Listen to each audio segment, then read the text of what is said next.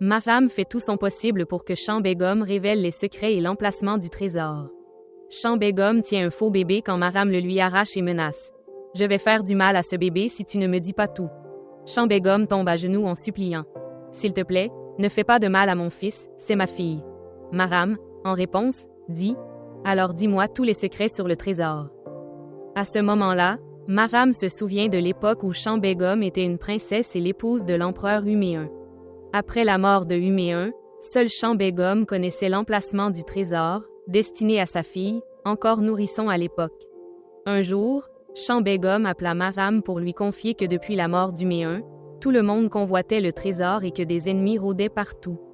Mahram lui cria alors « Tu ne mérites pas ce trésor.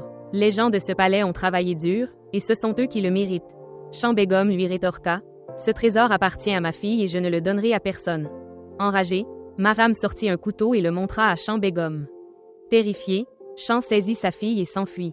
Elle courut vers Johar Begum en suppliant « Elle va me tuer, s'il te plaît, sauve-moi. » Lorsque Mahram arriva, Johar se plaça devant Shah Begum en disant « Tu ne peux pas la tuer, comment peux-tu même penser à une telle chose ?»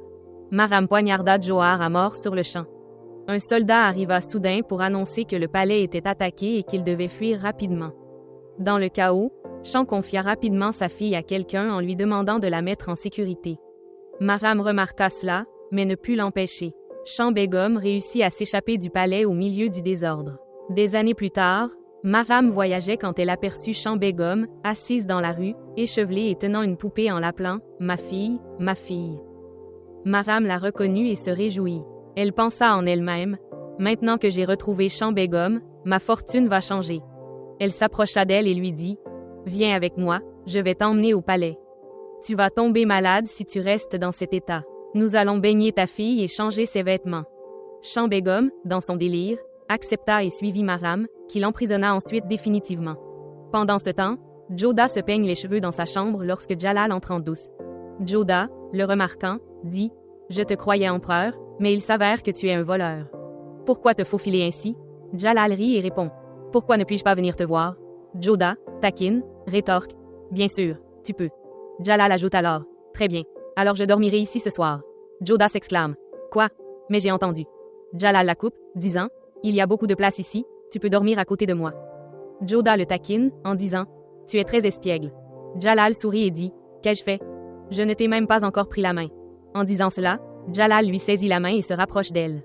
Ils parlent et rient ensemble. Plus tard, Joda montre à Jalal un petit berceau qu'elle avait fait pour le bébé.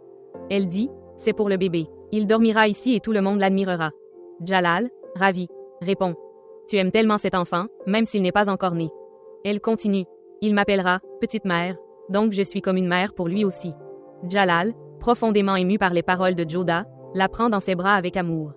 Pendant ce temps, Shehnaz va voir sa mère. Sa mère, inquiète, dit « Je me faisais tant de soucis pour toi. Je ne savais pas dans quel état tu étais. » Shehnaz la rassure « Je vais parfaitement bien. J'ai habilement réussi à entrer dans le palais de Jalal. » Sa mère, surprise, demande « Comment ?» Shehnaz explique « J'ai entendu dire que l'épouse de Jalal était fâchée contre lui et qu'elle était allée dans un village.